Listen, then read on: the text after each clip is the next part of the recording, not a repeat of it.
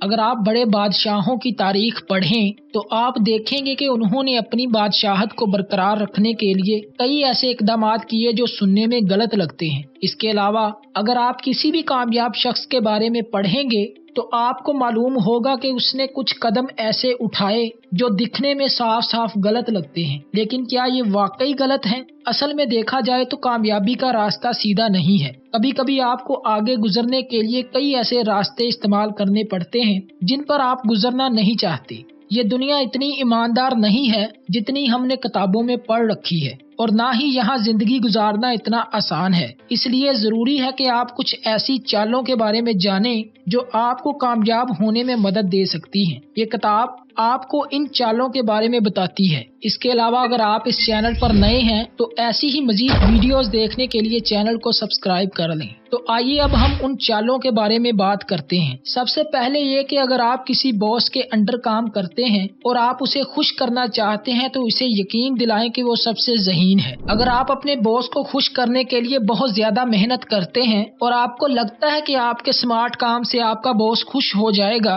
تو آپ کی یہ سوچ غلط ہے، کیونکہ اگر آپ بہت زیادہ محنت کر کے اپنے باس کو خوش کرنے کی کوشش کرتے ہیں تو آپ ان کی انا کو ٹھیس پہنچائیں گے، کیونکہ باس تمام ملازمین میں سر فہرست ہوتا ہے اور سب سے زیادہ قابل اور محنتی دکھنا چاہتا ہے۔ اگر آپ ان سے ہوشیار بننے کی کوشش کریں گے تو انجانے میں آپ اسے اپنے دشمن بنا رہے ہیں اور اس کے دل میں یہ خوف پیدا کر رہے ہیں کہ ایک دن آپ اپنی محنت سے اس کی جگہ لے لیں گے۔ تو اگر آپ کا باس ایسا سوچتا ہے تو پھر وہ آپ کو نوکری سے نکالنے میں دیر نہیں کرے گا۔ لہٰذا اپنے باس کو قائل کریں کہ وہ اپنے گروہ میں سب سے زیادہ ہوشیار ہے۔ یہاں یہ بات یاد رکھیں کہ بہت زیادہ مکھن لگانے کی ضرورت نہیں ہے، کیونکہ جو بندہ ایک کمپنی کو چلا رہا ہے وہ اتنا بیوقوف بھی نہیں ہے کہ تعریف اور خوشامد میں فرق کو بھی نہ سمجھ سکے۔ اس لیے آپ نے تعریف بھی کسی لمٹ میں رہتے ہوئے کرنی ہے، اور تعریف سچی اور کام کے ریلیٹڈ ہونی چاہیے۔ جیسا کہ سر یہ پرابلم اگر ہم میں سے کسی کے ساتھ ہوتی تو شاید ہم اسے ہینڈل نہیں کر پاتے، لیکن آپ نے اپنی ذہانت سے اسے منٹوں میں حل کر دیا۔ اس طرح آپ اپنے باس کا دل جیت سکتے ہیں اور بغیر کسی جھوٹ کا سہارا لیے اپنے باس کو خوش کر سکتے ہیں۔ پھر آپ کا باس کسی اور کو یاد رکھے نہ رکھے، آپ کو ضرور رکھے گا اور آپ سے مزید مشورے لینا پسند کرے گا۔ کیا آپ نے کبھی شیر کو شکار کرتے دیکھا ہے؟ شیر پہلے 2 قدم پیچھے ہٹتا ہے تاکہ اس کا شکار محسوس کرے کہ وہ خوف سے بھاگ رہا ہے۔ اس سے شکار کو بہت سکون ملتا ہے اور وہ سوچنے لگتا ہے کہ اب وہ محفوظ ہے، لیکن پھر شیر چھلانگ لگا کر اس پر حملہ کرتا ہے اور اسے آسانی سے مار ڈالتا ہے۔ اپنے مد مقابل کو جیتنے کے لیے آپ کو بھی کچھ ایسی ہی چالیں اپنانی ہوں گی۔ پہلے اسے الجھائیں اور پھر اپنا کرتب دکھائیں۔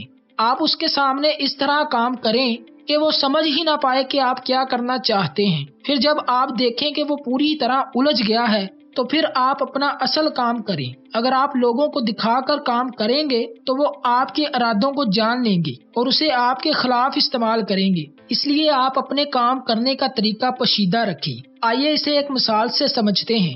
1972 کے شطرنج میچ میں بابی فشر اور بورس پاسکی کا مقابلہ تھا۔ فشر نے جان بوجھ کر اس دن دیر کر دی جس دن میچ تھا۔ وہ بار بار کمرے میں ہونے والے شور اور روشنی کی شکایت کر رہا تھا، حالانکہ اسے روشنی اور شور سے بالکل بھی مسئلہ نہیں تھا، لیکن وہ بورس کی توجہ ہٹانے کے لیے ایسا کر رہا تھا۔ وہ کچھ غلطیاں بھی کر رہا تھا جسے بورس سمجھ نہیں پا رہا تھا۔ بورس کو سمجھ نہیں آ رہی تھی کہ فشر یہ غلطیاں جان بوجھ کر رہا ہے یا کسی اور وجہ سے۔ آخر میں جب بورس پوری طرح کنفیوز ہو گیا تو فشر نے کرتب دکھا دیا اور عالمی چیمپئن بن گیا۔ اس طرح آپ دوسروں کی سمجھ سے کھیل سکتے ہیں اور ان پر فتح حاصل کر سکتے ہیں۔ اس کی ایک اور مثال کچھ دن پہلے ہی میں نے ایک کرکٹ میچ میں دیکھی کہ ایک بولر آخری اوور میں بیٹسمین کو جان بوجھ کر وہاں کروا رہا تھا جہاں وہ آسانی سے کھیل سکتا ہے۔ جب 5 بالز ایک ہی جگہ کروائی جہاں بیٹسمین آسانی سے کھیل سکتا تھا تو بیٹسمین کے ذہن میں اگلی بال کا بھی وہیں پر کھیلنے کا مائنڈ سیٹ ہو گیا تھا، اور اصل میں اسی بال پر منحصر تھا کہ کون سی ٹیم میچ جیتے گی اور کون ہارے گی۔ بولر نے اس ٹرک کو یوز کرتے ہوئے اب 6ٹھی بال کسی اور طریقے سے کرا دی اور بیٹسمین آؤٹ ہو گیا۔ بالکل اس طرح آپ سامنے والے کو کسی ایک پوائنٹ پر مرکوز کر کے اپنی چال کھیل سکتے ہیں اور اسے شکست دے سکتے ہیں۔ جب آپ کو معلوم ہو کہ آپ کو کسی ایسے بندے کے ساتھ لڑائی ہو گئی ہے جو خطرناک ہے اور آپ سے زیادہ طاقتور ہے اور آپ کو نقصان پہنچا سکتا ہے، تو بجائے غرور بچانے کے آپ کو سامنے والے سے شکست تسلیم کرنی چاہیے، کیونکہ اکثر لوگ اپنا غرور بچانے کے لیے جان سے ہاتھ دھو بیٹھتے ہیں۔ آپ سب سے پہلے ایسے بندے کو سمجھائیں کہ آپ نے ہار مان لی ہے، اس سے اگلا بندہ سمجھے گا کہ آپ نے شکست تسلیم کر لی ہے اور اسے سکون ملے گا۔ پھر آپ اس کے سامنے رہ کر یا اس کے چنگل سے نکلنے کے بعد اسے شکست دینے کے بارے میں سوچ سکتے ہیں، یا پھر اس معاملے کو بھول کر نئی زندگی بھی شروع کر سکتے ہیں۔ اگر آپ اپنے غرور کو بچانے کے لیے اس سے لڑیں گے تو آپ جیت نہیں پائیں گے، اس لیے بہتر ہے کہ اسے وہم میں رکھیں۔ اگر آپ کسی بڑے مقام پر ہیں اور آپ نے کچھ حاصل کر لیا ہے تو آپ کی شخصیت میں بڑا پن نظر بھی آنا چاہیے۔ سادہ الفاظ میں اگر آپ کسی سے بڑے ہیں تو دوسروں کے ساتھ ایسا سلوک کریں جیسے آپ واقعی بڑے ہیں۔ کچھ لوگ دوسروں کے مقابلے میں بہت اونچا مقام ہونے کے باوجود بھی خود کو اونچا دکھانے کی کوشش نہیں کرتے، اپنی اسی عادت کو عاجزی کے ذریعے چھپانے کی کوشش کرتے ہیں۔ وہ سمجھتے ہیں کہ اگر وہ خود کو اونچا دکھاتے ہیں تو لوگ انہیں مغرور کہیں گے یا اس سے نفرت کریں گے، لیکن اگر آپ خود کو اونچا نہیں دکھاتے تب بھی لوگ آپ کی برائی ہی کریں گے۔ جب آپ جس مقام پر ہو ویسے بیہیو نہیں کرتے تو لوگ آپ کی عزت نہیں کرتے، وہ سوچتے ہیں کہ آپ بالکل ان جیسے ہی ہیں اور پھر وہ آپ کے ساتھ وہی سلوک کرتے ہیں جیسا وہ دوسروں کے ساتھ کرتے ہیں۔ ایسے میں اگر آپ ان سے بڑے بھی ہیں تو وہ آپ کی عزت نہیں کرتے اور آپ بڑے ہوتے ہوئے بھی چھوٹے بن جاتے ہیں۔